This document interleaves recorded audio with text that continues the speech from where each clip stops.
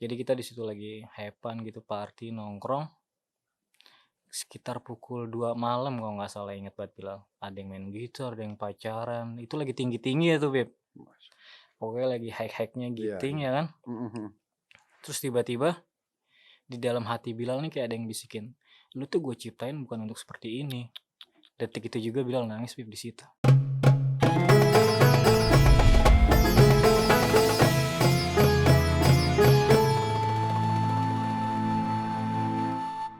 Kakak sepupuannya itu yang punya travel ada sohibnya, Beb, Mhm. santri di Rusaifah kan. Oke.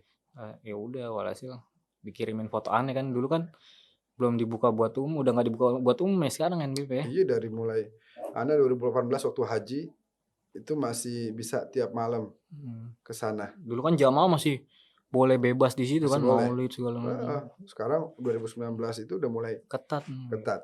Iya. Disuruh kirim foto yang asal dikirim foto tuh aneh ya kan. Mhm. Akhirnya jawabannya, "Ya udah suruh bawa," kata Abuya. Subhanallah. Walhasil berangkat deh ke Rusaifah, Beb. Yang itu kan yang ditaruh di PP WhatsApp itu ya, foto sama Nah, Abu ya. Mungkin teman-teman sahabat muslim perlu tahu juga, yang tadi Bilal sebutkan itu Said Ahmad, beliau adalah sosok ulama besar di Mekkah Al-Mukarramah. Ayahnya namanya Abuya Sayyid Muhammad bin Alwi Al-Maliki, guru dari banyak tokoh ulama yang ada di Indonesia. Jadi kalau kita mau cari nih ulama-ulama yang luar biasa yang punya peran besar dalam dakwah di Indonesia, banyak dari mereka adalah alumni Mekah, alumni sekolahnya Profesor Dr. Buya Said Muhammad bin Alwi Al-Maliki. Nah, Bilal ketemu sama anaknya yaitu Buya Said Ahmad bin Alwi Al-Maliki.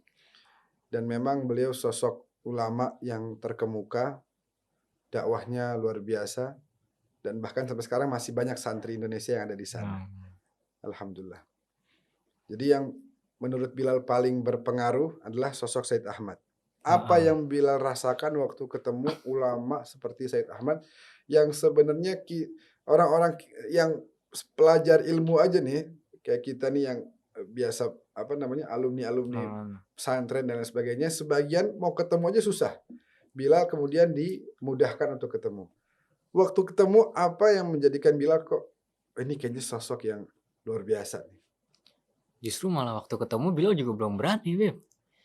Buat Oh, ketemu orang, jangankan ulama, ketemu orang aja Bilal mah. Jadi pas iya, di Masjidil Haram tuh Bilal selalu tutup. iya tutupan gitu, Beb. Iya, karena orang kalau ngelihat gitu, Nah, wah ini iya, pasti apalagi di semua negara di sono kan yang aneh-aneh entar dia. Anda pernah bawa jamaah umroh Heeh, yang waktu tawaf mhm. di sininya tuh tato.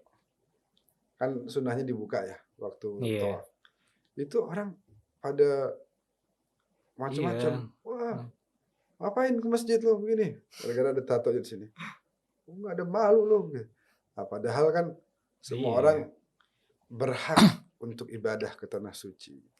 Selagi dia adalah muslim, mukmin, umatnya heeh. Nabi, kenapa dilarang-larang? Justru itu yang benar. Bilal akhirnya merasakan juga itu ya. Iya, Agak kayak takut ya. agak takut. Banyak mufti-mufti jalanan, Beb. Mufti jalanan luar Main biasa. hakim tong deng deng Oh, sendiri. oh, paling jago. Ngeluarin fatwa tuh jago banget. Masya Allah. Iya, Te- walhasil udah gitu, Beb, ketemu Bilal tuh ya udah diam aja, nunduk kayak Bilal, nggak berani mandang Abuya kan di kursi di atas gitu kan. Mm-mm. Itu malam Jumat kalau nggak salah, bareng-bareng sama santrinya, sama tamu-tamunya, kegiatan kan maulid dan lain sebagainya. Selesai makan baru tuh Beb, Abuya langsung buka semua isi hati Bilal. Jadi ada Masya Habib Segaf kan yang murid di sono yang tua, bukan Ustadz Segaf nih Beb, ada Allah. Habib Ah, ada, Segaf iya, juga. iya. Disuruh di samping Bilal buat tarjimnya. Ah, Jadi buat setiap terjemahkan, iya. Abuya kalam, Habib Segaf langsung ngasih tahu. Oh. Wah, Bilal mah dalam hati, "Wah, ini yang semua di hati Bilal nih," katanya Kayak kan. dibaca semua gitu ya. Mhm.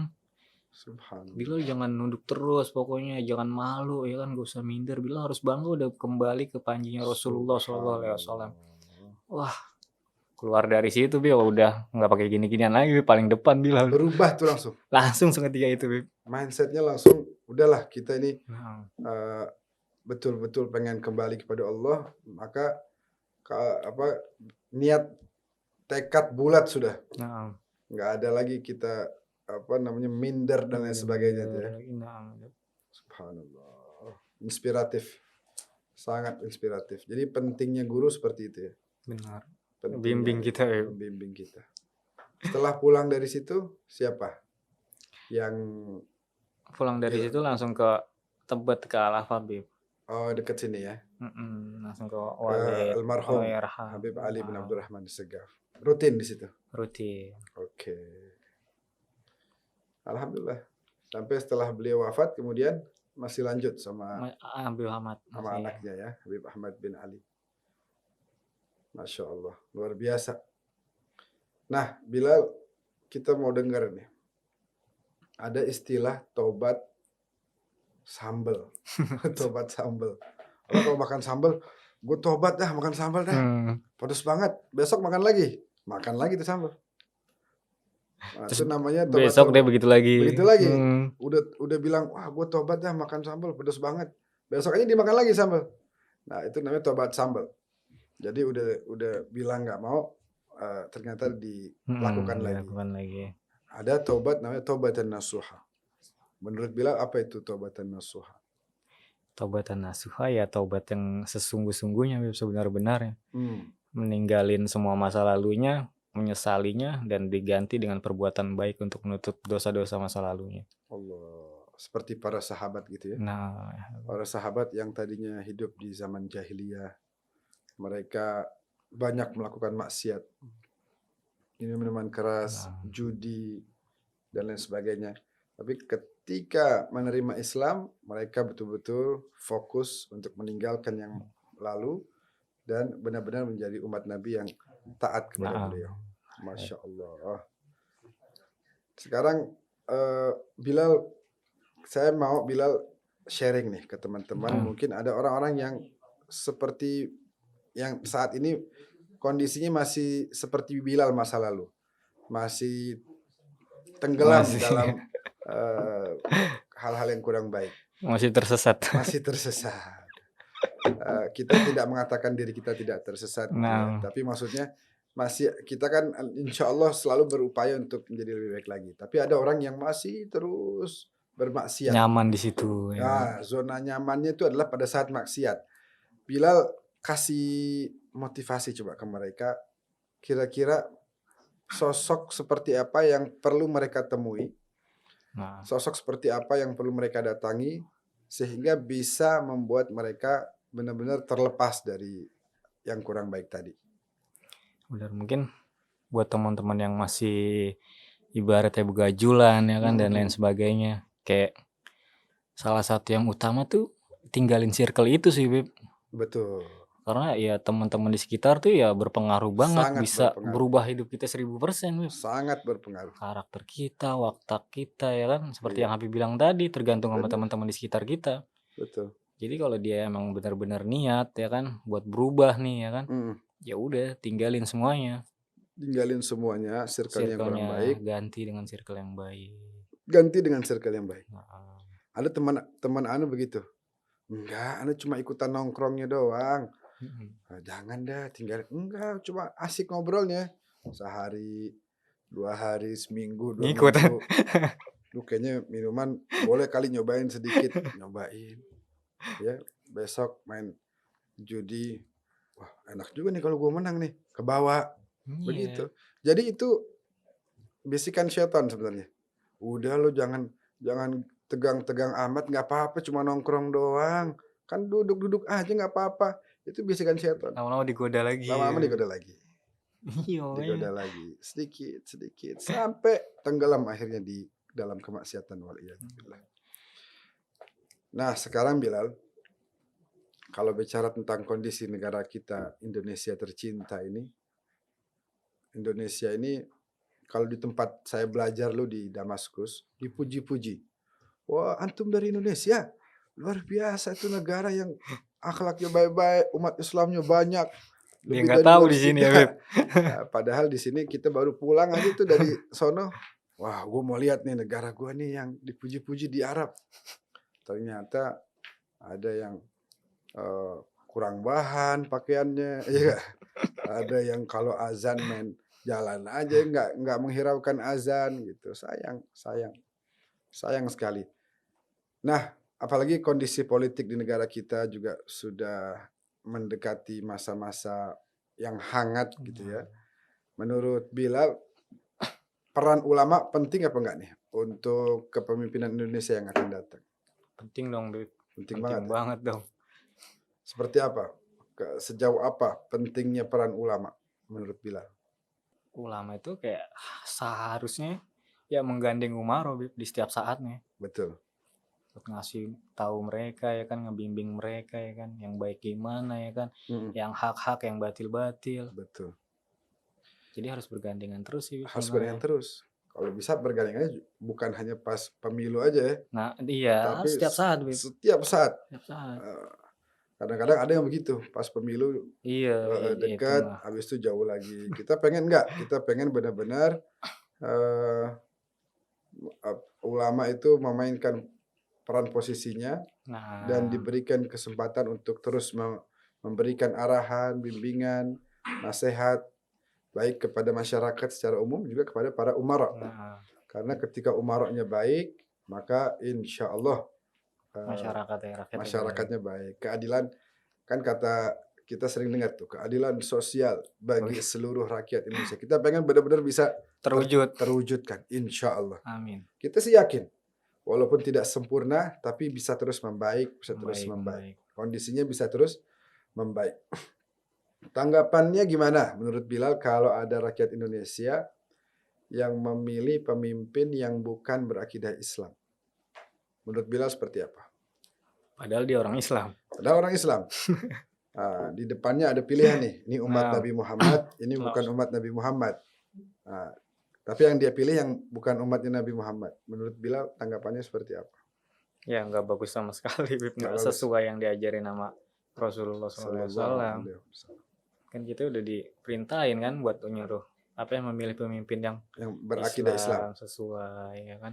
Iya. Kadang-kadang kita kalau kita mau pikir aja, namanya orang udah beragama Islam, kemudian dia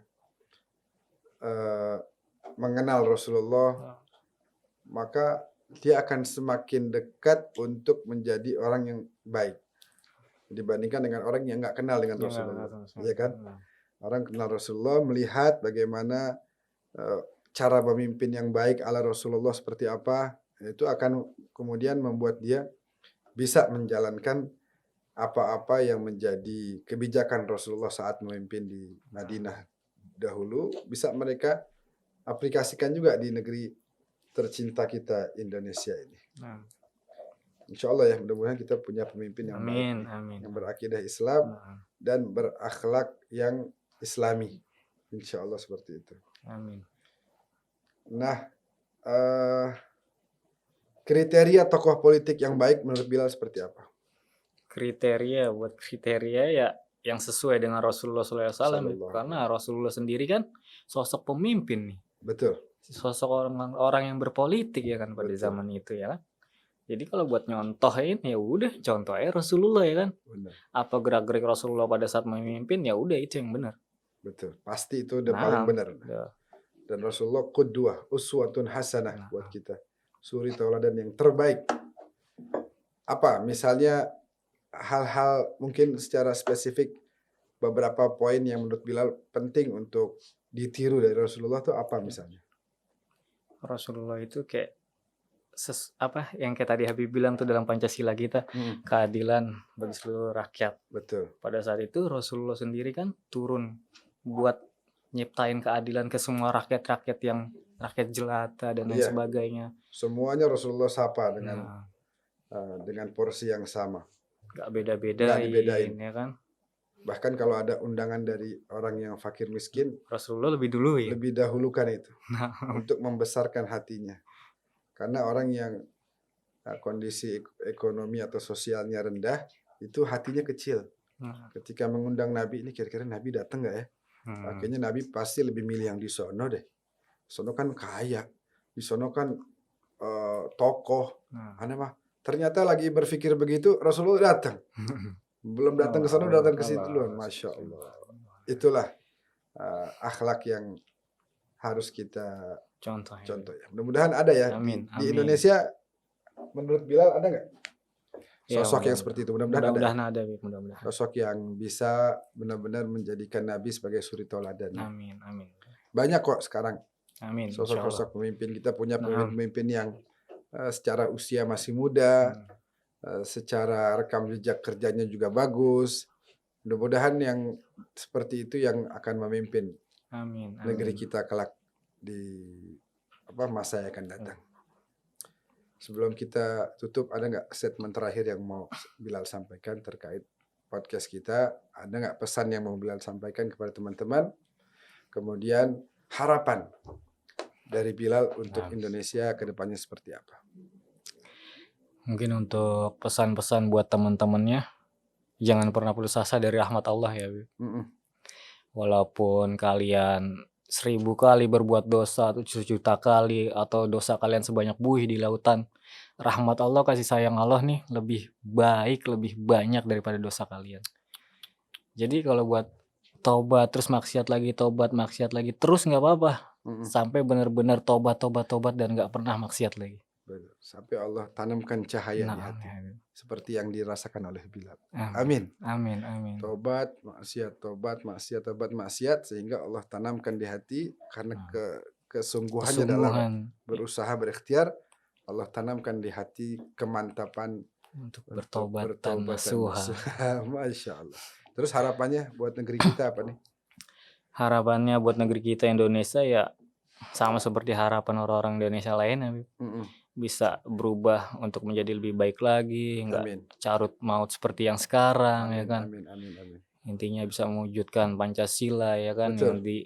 dibenamkan di negara kita. Seperti itu aja, Bib. Sosok kita mudah-mudahan berharap dipimpin oleh sosok pemimpin yang tepat, Menemukan yang pas sosok ya, pemimpin yang pas, yang pas, sesuai. buat negeri kita, Amin. sehingga bisa menjalankan amanah para pendahulu, amanah para proklamator kita, amanah para pendahulu kita, para pahlawan kita. Amin. Ya Amin. Rabbal Alamin. Luar biasa ini Bilal. Kayaknya kurang nih. Kita baru ngobrol baru sebentar kayaknya. Minum dulu ya, Beb. Udah habis saja waktunya. Ini teman-teman semua pasti juga menikmati obrolan kita di kesempatan kali ini. Baiklah sahabat muslim, pada akhirnya waktu jugalah yang memisahkan kita. Banyak sekali tadi informasi-informasi yang sudah disampaikan oleh narasumber kita, pengalaman-pengalaman beliau bagaimana bisa berubah dari masa jahiliyah tadi istilahnya beliau menuju ke masa keemasan, masa terang benderangnya hidayah dari Allah Subhanahu wa taala. Insyaallah itu akan menjadi tambahan wawasan dan pengetahuan buat kita ke depannya. Jangan lupa teman-teman, sebelum saya tutup, untuk follow akun media sosial kita. Jangan lupa YouTube kita juga di-subscribe, di-like, di-komen, dan di-share seluas-luasnya.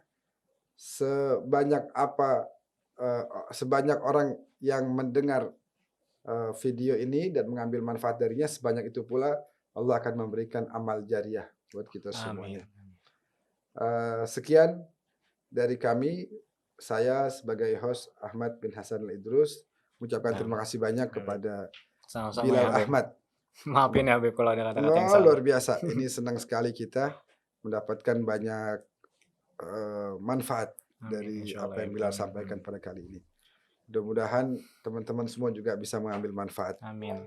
Dan bisa menjadi inspirasi buat mereka untuk menjadi lebih baik lagi. Terima kasih Bilal atas waktunya yang udah diberikan kepada kita. Jazakumullah khairal jaza. Terima kasih teman-teman semuanya, sahabat muslim. Saya tutup acara ngobrol bareng ulama kali ini. Sampai ketemu lagi pada kesempatan selanjutnya. Terima kasih. Assalamualaikum warahmatullahi wabarakatuh.